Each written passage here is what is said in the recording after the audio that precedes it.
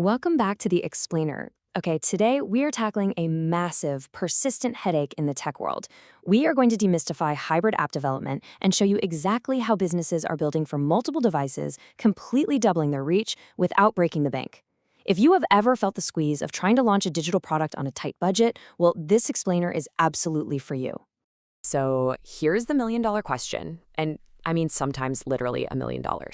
How on earth do you build for both iOS and Android without completely blowing up your budget? It's the ultimate trap for product managers, founders, and CTOs today. You know you need to be on the App Store and Google Play, right? But historically, that meant hiring two totally separate development teams, writing two separate sets of code, and essentially doubling your budget and your timeline. How do we bypass that trap? Well, the way out is hybrid app development.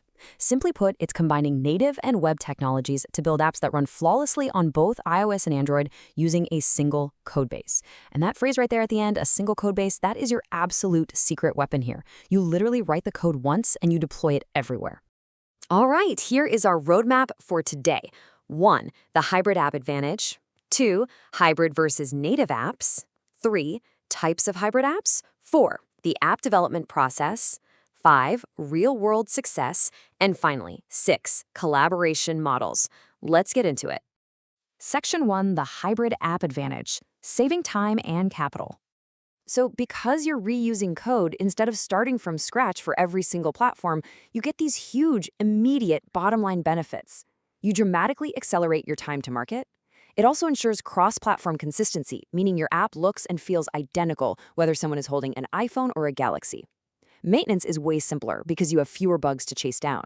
But honestly, the biggest takeaway, minimizing all that redundant labor drives up to a 40% reduction in development costs. For a lean startup or even an enterprise, saving 40% is an absolute game changer. Moving to Section 2, hybrid versus native apps, the strategic choice. Look, we kind of have to address the elephant in the room, native development. This isn't just a tech debate, it's a fundamental business decision. Now, let's be completely transparent. If you're building a massive, heavy, 3D graphics-intensive mobile game, native is always going to be your go-to for maximum performance. But for the vast majority of business needs, we're talking e-commerce, dashboards, B2B SaaS. Hybrid wins hands down. It is incredibly cost-effective thanks to that single code base, driving a much faster time to market compared to the slower, higher-cost native approach. Section 3, types of hybrid apps, matching tech to goals. Now, assuming hybrid is the right strategic choice for you, what does that actually look like? Because hybrid isn't just a one-size-fits-all term. First up, we've got the WebView app. This is essentially standard web tech, HTML, CSS, JavaScript, wrapped up snugly inside a native shell. It's basically your go-to solution for content-driven platforms that just need basic UI interaction fast. If you're trying to get an MVP out the door to test an idea on the cheap, WebView apps are brilliant. Next, we step it up to framework-based apps. Using modern frameworks you've probably heard of, like Flutter or React Native, you can achieve this buttery smooth, near-native user experience. These give you much richer animations and way stronger performance than basic WebView apps. If you're scaling a platform and you want that highly polished professional feel without the crazy native price tag, this is absolutely your sweet spot. Then there's the Progressive Web App, or PWA. What's really cool here is that they act exactly like apps and load instantly, even offline, but they live directly in the browser. That means you literally bypass the App Store entirely. No waiting for Apple or Google to approve your updates, but you still get to offer native features like push notifications. It is a wildly clever mobile-first strategy. And lastly, enterprise hybrid apps. These are the heavy lifters for large organizations.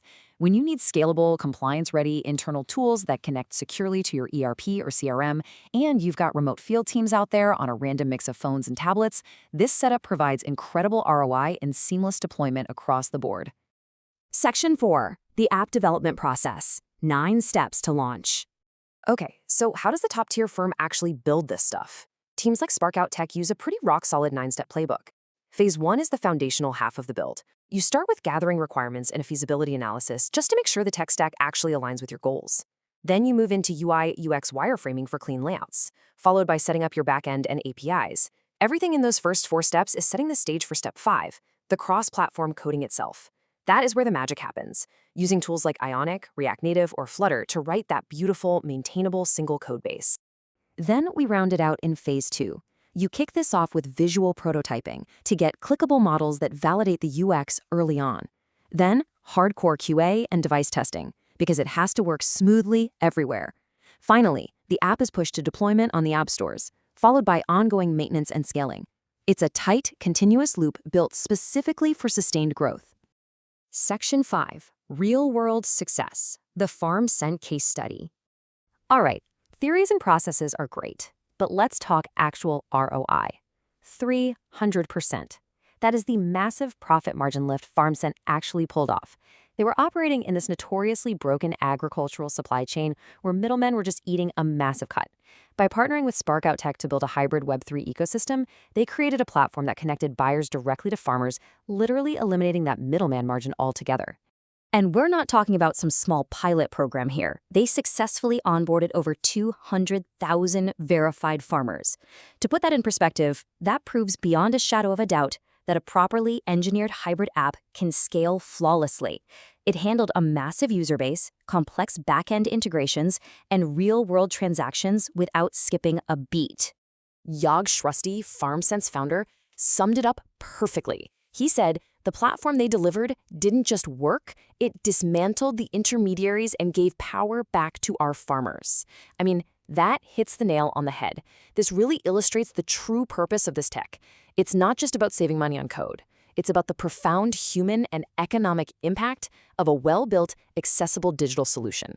Finally, Section 6, Collaboration Models. How to partner. So if you're sitting there thinking, okay, I need this, how do you actually hire a team to execute it? Well, top development shops usually offer a few different engagement models based on your timeline, budget, and how much control you want. Need long-term end-to-end support? You want a dedicated team. If you're a startup doing fast, feature-focused pivots, the goal-oriented agile model is perfect. If you have a strict budget and timeline locked in stone, go with fixed scope. Or if you want shared responsibility, a co-built strategic partnership is definitely the way to go. There is a flexible framework for pretty much every business need. So here's what it all comes down to. Are you ready to cut your app development costs by 40% and scale faster across all your devices?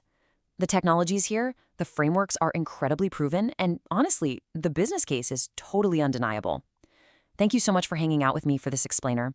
I highly encourage you to explore hybrid development for your next big launch. It might literally be the smartest strategic move you make all year. Keep learning, keep building, and I'll catch you next time.